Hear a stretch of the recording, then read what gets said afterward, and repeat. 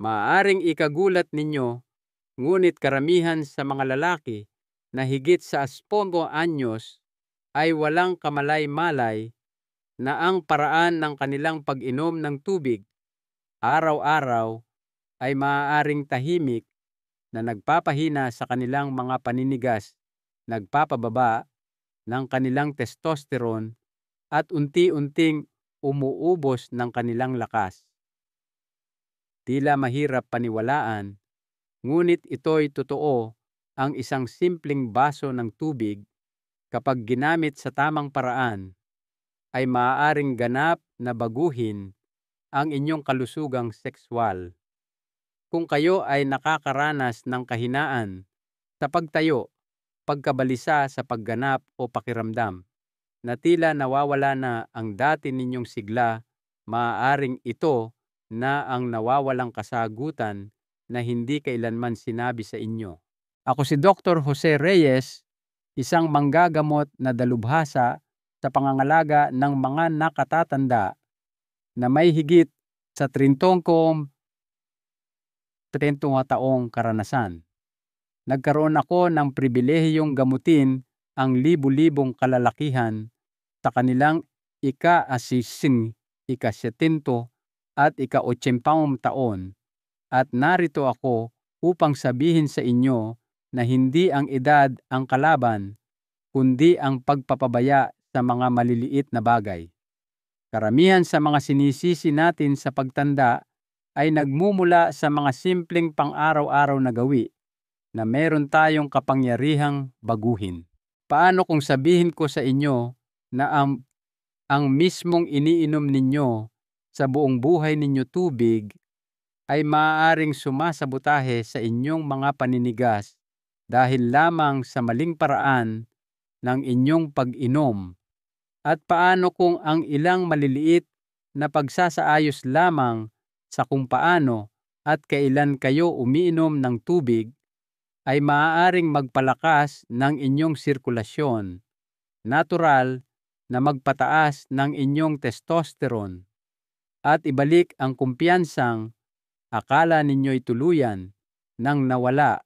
Sa artikulong ito, ipapakita ko sa inyo kung paanong ang tubig ay maaaring maging pinakamakapangyarihan at natural na kasangkapan ninyo para sa pagpapabuti ng daloy ng dugo, kalusugan ng hormone at lakas ng paninigas. At sa huli, ibubunyag ko ang isang simpleng 7 segundong gawi na kapag isinabay sa tamang pag-inom ng tubig ay maaaring lubos na mapahusay ang inyong pagganap. Bago tayo magpatuloy, kung sa tingin ninyo ay mahalaga ang impormasyong ito, sana'y isaalang-alang ninyong mag-subscribe upang hindi ninyo makaligtaan ang iba pang nakapagbabago buhay na mga payo sa kalusugan na partikular na ginawa para sa mga lalaking higit sa 60. Ang inyong puna ay napakahalaga, kaya kung ito'y nakatulong, paki-type ang 1 sa mga komento. Kung hindi naman ito gaanong tumama sa inyo, i-type ang "Oh". Nakakatulong ito sa akin na lumikha ng mas mahusay na nilalaman para sa inyo. Sige, umpisahan na natin. Ang pinakaunang bagay na kailangan nating pag-usapan ay ang daloy ng dugo. Alam ninyo, ang paninigas ay hindi lamang tungkol sa pagnanasa o emosyon. Ito ay isang pisikal na proseso, isang hydraulic response. At wala sa mga ito ang gagana kung walang maayos na sirkulasyon. Ang hindi napagtatanto ng karamihan sa mga nakatatandang lalaki ay ang kanilang dugo ay halos binubuo ng tubig. Kapag hindi kayo sapat na hydrated, ito ay lumalapot, bumabagal at nagiging mas mahirap na dumaloy. Diyan nagsisimula ang problema. 1. Ang paninigas ay tungkol sa daloy ng dugo at ang tubig ang pinakamatalik na kaibigan ng dugo, hinding. Hindi ko makakalimutan ang araw na isa sa aking mga pasyente, tawagin natin siyang Mang Lito, isang 28 taong gulang na dating coach sa high school, ay nakaupo sa aking opisina, nakayuko at mahina ang boses.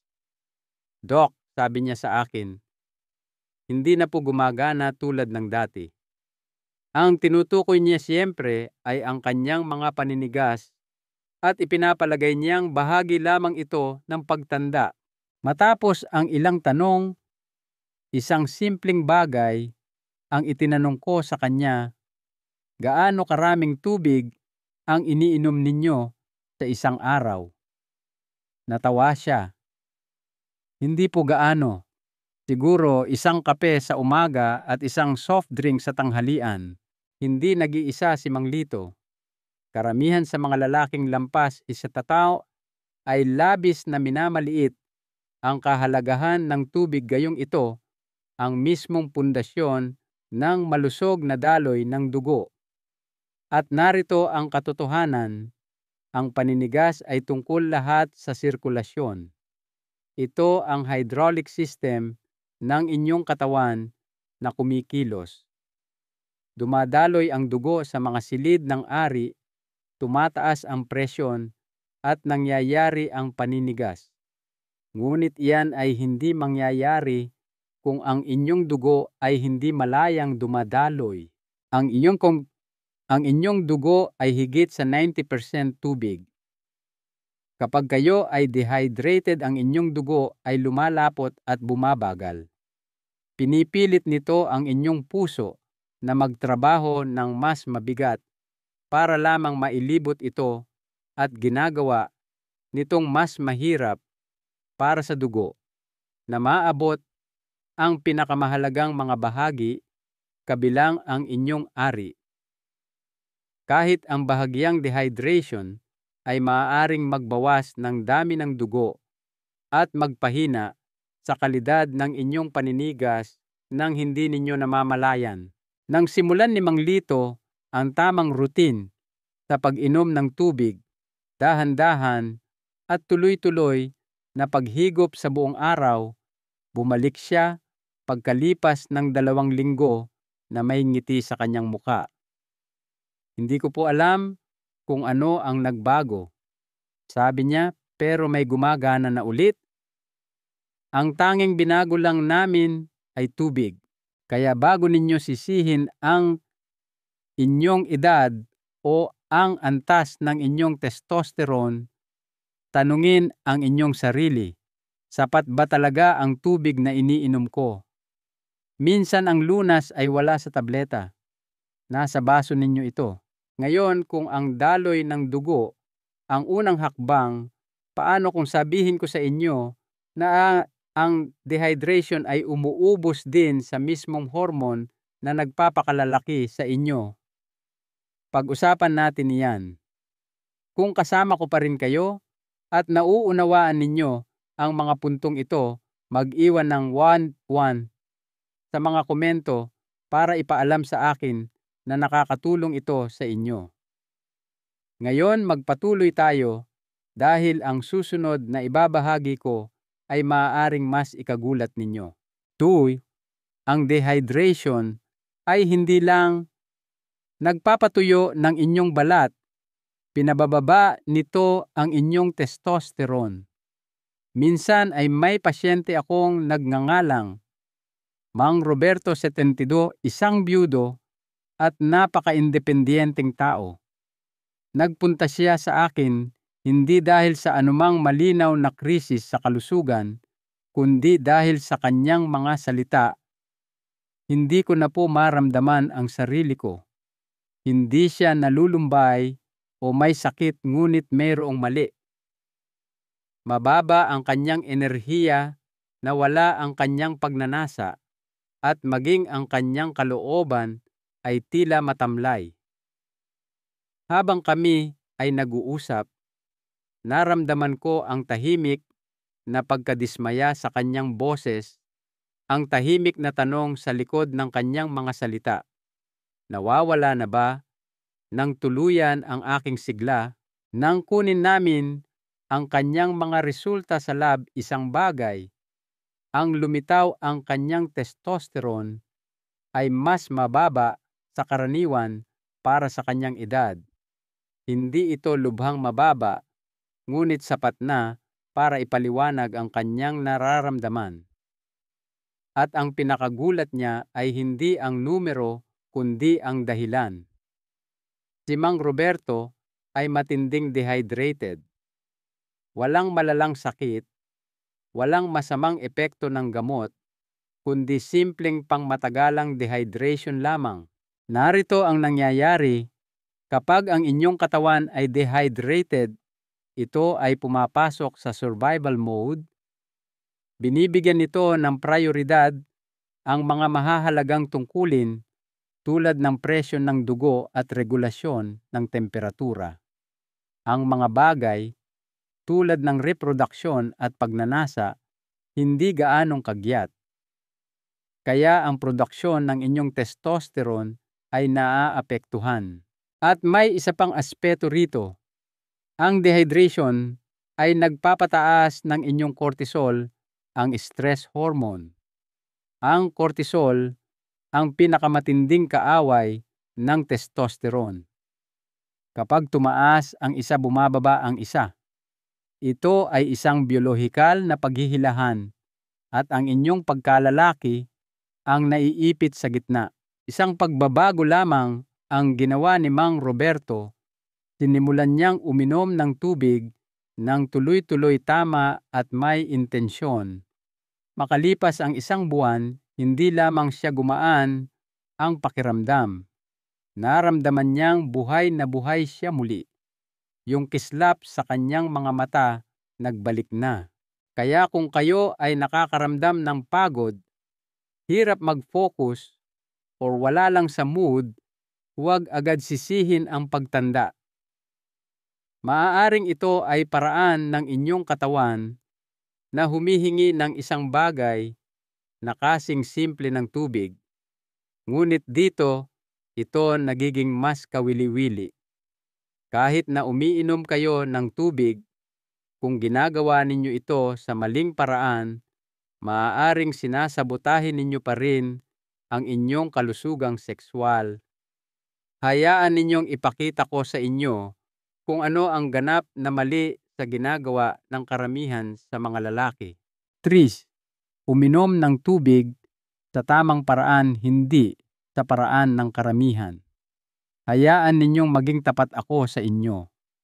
Noong una kong sinabi sa mga nakatatandang lalaki na ang paraan ng kanilang pag-inom ng tubig ay nakakaapekto sa kanilang mga paninigas, karamihan sa kanila ay tumingin sa akin na parang nababaliw ako. Isang Ginoo sa kanyang huling bahagi ng 60s, si Mang Miguel, isang retiradong tsuper ng truck, ay napatawa pa at nagsabing, "Dok, tubig lang yan. Anong dapat kong gawin? Basbasan muna." Ngumiti ako at sinabing, "Hindi po, Mang Miguel, pero dapat ninyo itong respetuhin. Dahil narito ang punto, karamihan sa mga lalaki, lalo na habang tumatanda, ay naghihintay hanggang sa makaramdam sila ng uhaw. Pagkatapos iinumin nila ng isang lagukan ang isang buong bote ng malamig na tubig at iisipin na nakakabuti ito sa kanilang katawan. Ngunit hindi ganyan gumagana ang inyong katawan. Hindi nito gusto ang biglaang pagbuhos. Gusto nito ng tuloy-tuloy na suporta. Ang inyong sistema ay kayang sumipsip lamang ng kaunting tubig sa isang pagkakataon. Ang dahan-dahang pag-inom sa buong araw ay nakakatulong na mapanatili ang dami ng dugo, paghahatid ng sustansya at balanse ng hormone. Ang pag-upo habang umiinom ay nagpapakalma sa inyong nervous system, nagtataguyod ng mas mahusay na pagsipsip.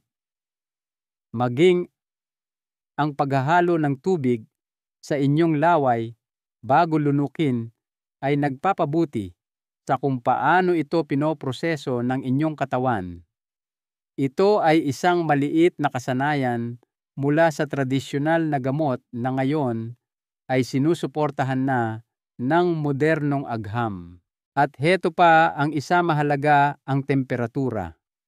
Ang tubig na may yelo ay maaaring nakakapresko, ngunit maaari nitong paliitin ang mga daluyan ng dugo at pabagalin ang panunaw, parehong mga bagay na ayaw ninyong mangyari kung ang layunin ninyo ay mas mahusay na sirkulasyon sa mga bahagi ng inyong katawan na pinakamahalaga.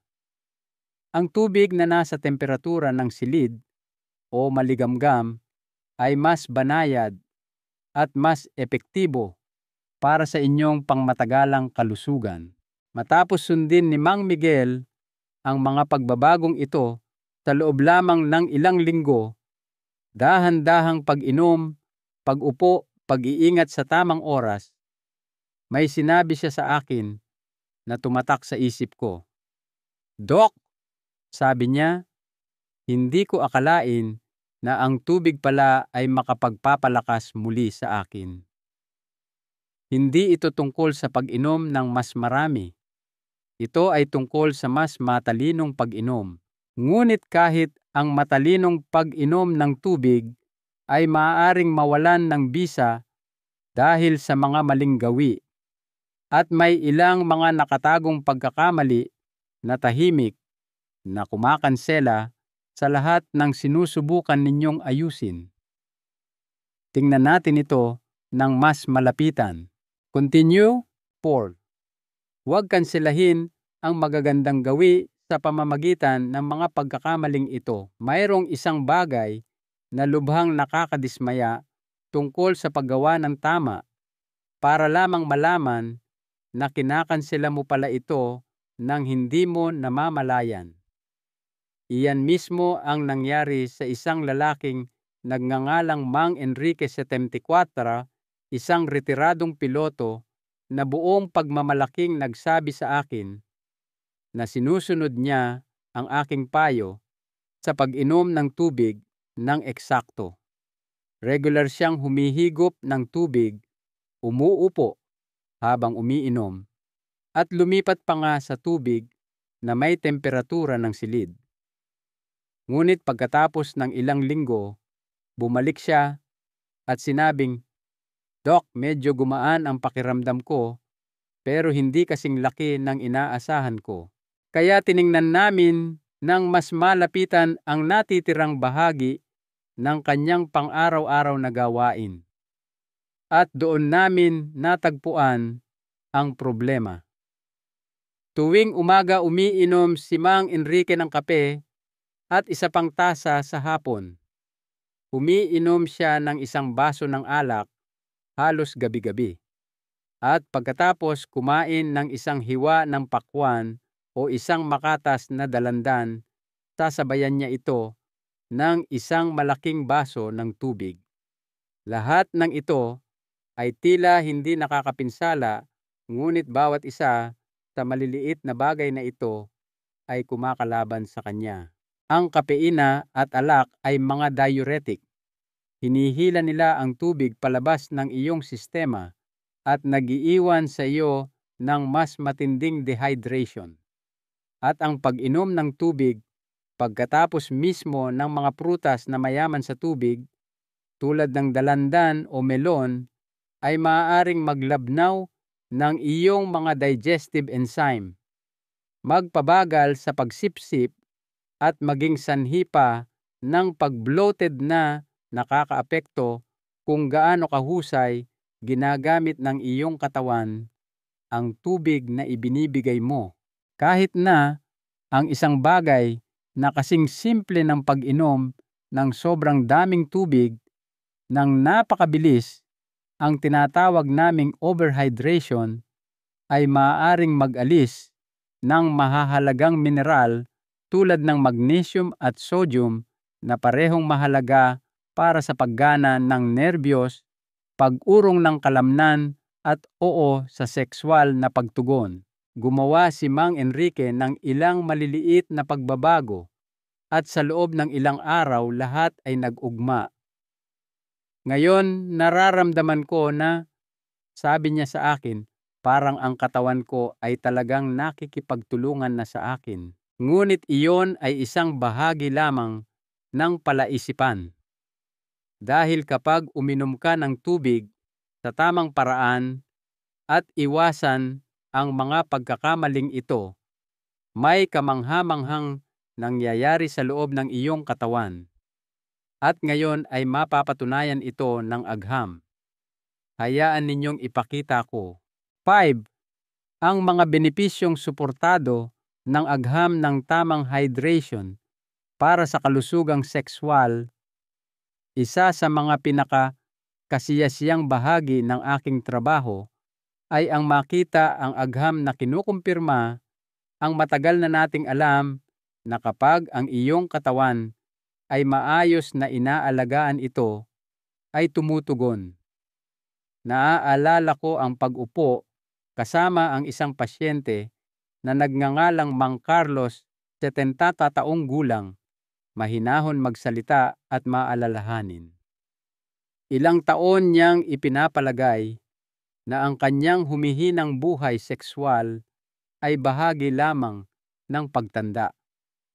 Walang kaso, sabi niya sa kanyang sarili.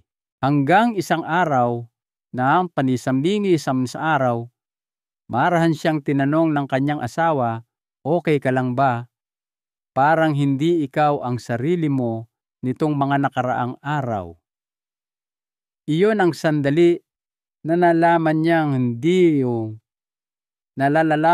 hindi lang ito tungkol sa sex. Ito ay tungkol sa muling pakiramdam na buhay. Sinuri namin ang kanyang mga gawi at ang hydration ay paulit-ulit na lumabas. Kaya nag-commit siya. Sinunod niya ang routine. Walang tableta, walang mga pamamaraan, tubig lang sa tamang paraan araw-araw. At pagkatapos ng 6 na linggo, ang kanyang mga resulta ay hindi lamang kapansin-pansin. Ang mga ito ay nasusukat. Mas matatag na paninigas, mas mahusay na enerhiya kahit na pinabuting presyo ng dugo, at mas malinaw na balat. Iyon ay hindi lamang isang pagkakataon. Ipinapakita ng mga pag-aaral na ang hydration ay nakakaapekto sa halos bawat pag-andar na may kaugnayan sa kalusugang sexual. Ang mas malabnaw na dugo ay nangangahulugan ng mas mahusay na sirkulasyon. Sinusuportahan ng malusog na dami ng dugo ang malakas at pangmatagalang paninigas. Ang sapat na hydration ay nagpapanatili sa iyong mga organo, lalo na ang iyong atay at bato, na gumagana ng mahusay upang makontrol nila ang iyong mga hormone tulad ng testosterone. At kahit na ang iyong kalooban ay gumagaan dahil ang iyong utak ay gumagana ng mas mahusay kapag ikaw ay hydrated. Mas matalas ang iyong pakiramdam, mas kalmado at mas may kumpiyansa. Ang kwento ni Mang Carlos ay hindi bihira. Nangyayari ito sa mga kalalakihan saan man na sa wakas ay napagtatanto na ang tunay na kalusugan ay hindi laging dumarating sa isang bote ng tableta o isang kahon. Madalas itong dumarating sa anyo ng pare-pareho at simpleng pangangalaga. Ngunit heto ang bagay, ang hydration ay hindi umiiral sa isang vacuum. Habang ikaw ay tumatanda, kahit na ang pinakamahusay na mga gawi ay nangangailangan ng mas maraming suporta, nagbabago ang iyong katawan at bumabagal ang iyong paggaling.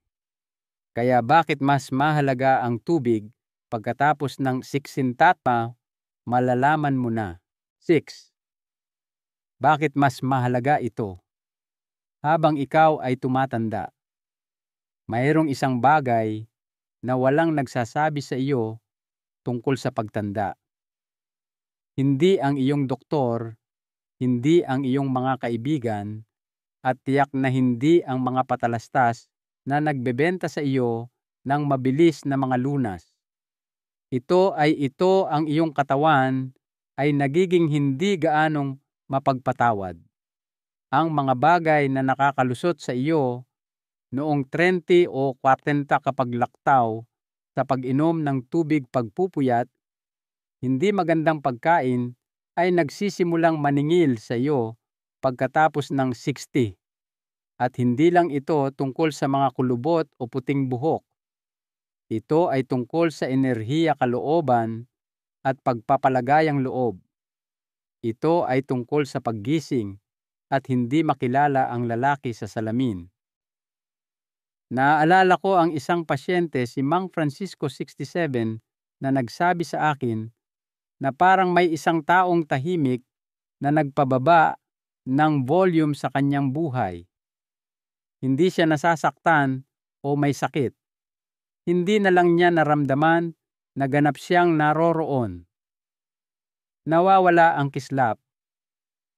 Pinag-usapan namin ang lahat, ang kanyang tulog, pagkain, ehersisyo, at pagkatapos ay bumalik kami sa isang simpleng bagay, hydration. Tulad ng maraming kalalakihan sa kanyang edad, wala siyang ideya kung gaano kahirap na kailangang magtrabaho ng kanyang katawan para lamang manatiling balanse. Kung paanong ang isang bagay na kasing basic ng tubig ay may mas malaking epekto na ngayon sa kanyang sirkulasyon, mga hormone at kalinawan ng isip. Pagkatapos lamang ng ilang linggo ng maingat na hydration, may pagitan temperatura ng silid, wala nang pag-inom ng malamig na tubig. Habang nagmamadali, naramdaman ni Mang Francisco ang pagkakaiba. Bumalik ang kanyang lakas. Sa umaga, mas malinaw ang kanyang pag-iisip. At bumalik ang kanyang kumpiyansa sa silid tulugan. Sinabi niya sa akin, "Dok, hindi ko na malayan kung gaano na ako kalayo, napadpad, hanggang sa wakas ay bumalik ako sa aking sarili." Iyan ang kapangyarihan ng pagbibigay sa iyong katawan nang talagang kailangan nito, lalo na habang lumilipas ang panahon. At ang pinakamagandang bahagi, hindi mo kailangan ng reseta para sa anuman dito. Ngunit, kung talagang nais mong dalhin ang iyong mga resulta sa susunod na antas, may isa pang piraso ng palaisipan. Tumatagal lamang ito ng 7 segundo sa isang araw at may kinalaman ito sa natural na performance switch ng iyong katawan. Hayaan mong ipakita ko kung ano ito. 7. Isabay ito sa isang 7 segundong trick sa umaga. Mayroong isang bagay na makapangyarihan sa mga tahimik na oras ng umaga. Ito ay kapag nag-reset ang iyong katawan, nag-recalibrate ang iyong mga hormone, at naghahanda ang iyong utak na harapin ang araw. Sa paglipas ng mga taon, nalaman ko na kung ano ang ginagawa ng isang lalaki sa mga unang ilang minuto pagkatapos magising ay maaaring magtakda ng tono para sa lahat, enerhiya, focus, at maging ang pagpapalagayang loob. Isa sa aking matagal ng pasyente, si Mang George, 71, ay ginagawa ang lahat ng tama. Maayos na nag-hydrate, malinis na kumakain, araw-araw na naglalakad. Ang kanyang pag-unlad ay tuloy-tuloy, ngunit kulang pa rin sa dagdag na kislap. Kaya binigyan ko siya ng isang simpleng bagay, isang 7 segundong routine sa umaga. Walang tableta, walang stretching, isang partikular na paggalaw sa paghinga na natural na nagpapalakas ng mga antas ng nitric oxide. Ang molekulang ito ay parang on switch ng iyong katawan para sa daloy ng dugo. Pinaparelax nito ang mga daluyan ng dugo na nagpapahintulot sa dugo na dumaloy ng mas malaya, lalo na kung saan ito pinakamahalaga para sa isang lalaki. Nag-aalinlangan si Mang George ngunit nagtiwala siya sa akin. Sa loob ng 2 linggo, sinabi niya, "Dok, parang may nagbukas ulit ng ilaw." Mas matalas ang kanyang enerhiya, mas matatag, at mas tumutugon ang kanyang mga paninigas, at sinabi niya sa akin na hindi niya naramdaman ang ganoong kumpiyansa sa loob ng maraming taon. Hindi dahil sa isang mamahaling gadget, kundi dahil sa isang simple at intensyonal na gawi. Kapag isinama mo ang 7 segundong nitric oxide boost na ito sa tamang hydration, para mong binibigyan ng pahintulot ang iyong katawan na gumanap muli. Hindi ito mahika. Ito ay biyolohiya na sa wakas ay gumagana sa paraang nararapat. At kapag naalala ng iyong katawan kung gaano kasarap ang pakiramdam na iyon, nagsisimula itong manabik pa rito. Kaya oo, mahalaga ang tubig. Oo, mahalaga ang mga gawi.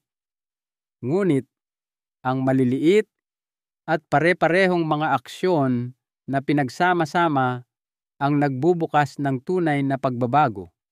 At kung handa ka nang ilapat ang lahat ng ito, simula ngayon, hayaan mong ipakita ko sa iyo kung paano mismo sa isang malinaw at simpleng hydration routine na akmang-akma sa iyong buhay, anuman ang iyong edad o antas ng kalusugan. Gawin nating praktikal. 8. Ang iyong pang-araw-araw na routine sa hydration para sa mas malakas na paninigas. Isa sa mga pinakakaraniwang tanong na natatanggap ko mula sa mga lalaki pagkatapos ng 60 ay, "Doc, sabihin niyo lang po sa akin kung ano ang gagawin hakbang-hakbang." At naiintindihan ko, hindi ninyo gusto ang malabong payo. Gusto ninyo ng malinaw na routine na akma sa inyong buhay at talagang gumagana.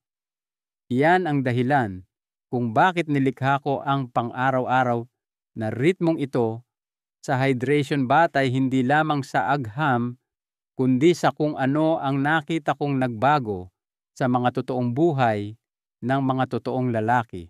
Hayaan ninyong ikwento ko sa inyo si Mang Ricardo, 66, isang retiradong bumbero.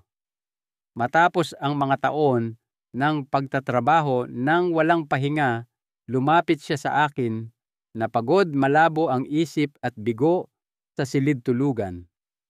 Ayaw niya ng mga gimmick, gusto niya ng isang bagay na may katuturan. Sinabi ko sa kanya, buuin natin muli ang iyong pundasyon gamit ang tubig. Nag-commit siya sa routine at ang nangyari sa susunod na buwan ay ikinagulat maging siya. Sinimulan niya ang bawat araw sa isang buong baso ng tubig na may temperatura ng silid sa loob ng 30 minuto pagkatapos magising. Sa kalagitnaan ng umaga, uminom siya ng isa pang baso. Sa pagkakataong ito ay may kaunting kurot ng sea salt upang mapunan ang mahahalagang mineral. Sa bandang tanghalian, uminom siya ng 2 pang baso dahan-dahan at tuloy-tuloy na humihigop habang nakaupo. Sa gabi, uminom siya ng 1 o 2 pa humihinto ng hindi bababa sa 1 oras bago matulog upang makatulog siya ng mahimbing at suportahan ang kanyang mga nighttime hormone cycle. Walang malamig na tubig, walang paglagok, walang mga abala, simpleng presensya lamang sa bawat baso.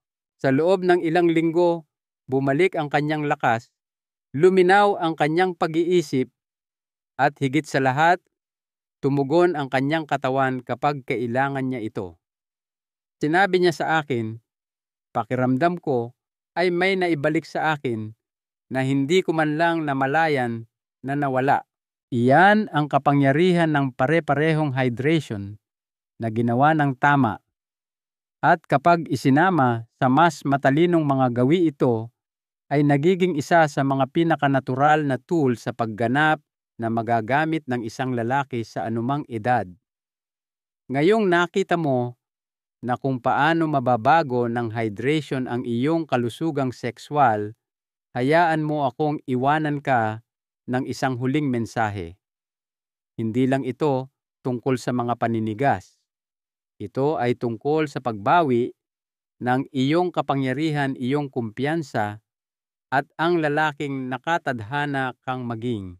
Konklusyon, manatiling hydrated, manatiling malakas. Gumugol ako ng higit sa 3 dekada na nakaupo sa tapat ng mga lalaking tulad mo.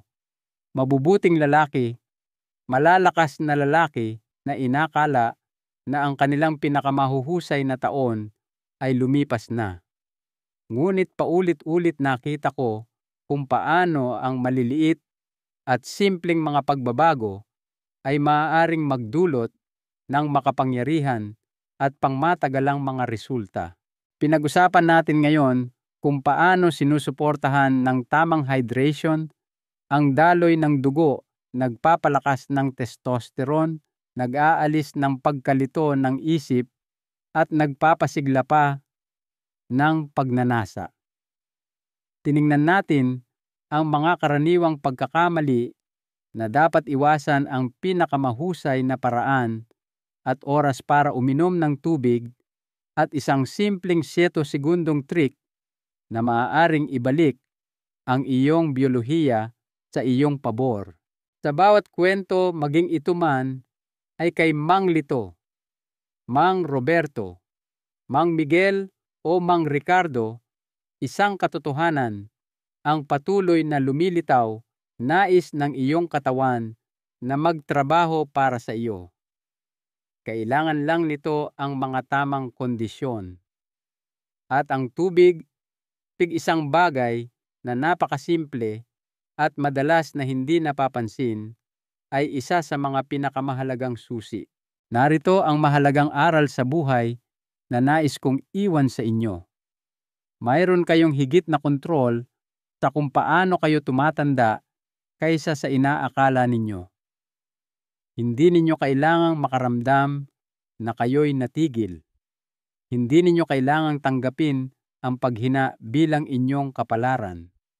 Bawat paghigop ng tubig na inyong ginagawa ay isang may kamalayang pagpili, isang hakbang patungo sa kalinawan, sigla, at pagpapalagayang loob. May oras pa kayo. May lakas pa kayo. Kailangan nyo lang itong angkinin isang baso sa bawat pagkakataon. Kaya magsimula ngayon. Manatiling hydrated, manatiling pare-pareho, at higit sa lahat, manatiling malakas. Tunay kong inaasahan na ito ay nakatulong. Ano ang iyong pinakamalaking natutunan mula rito? Pakishare ng inyong mga saloobin sa mga komento sa ibaba. Kung nakita ninyong mahalaga ito, mangyaring mag-subscribe at ibahagi ang artikulong ito sa inyong mga kaibigan, kapatid, o sino mang lalaki sa inyong buhay na nararapat na maramdaman ang kanilang pinakamahusay na kalagayan. Ang inyong paglalakbay tungo sa mas mabuting kalusugan ay nagsisimula sa maliliit at makapangyarihang mga hakbang, at kakatapos nyo lang gawin ang una.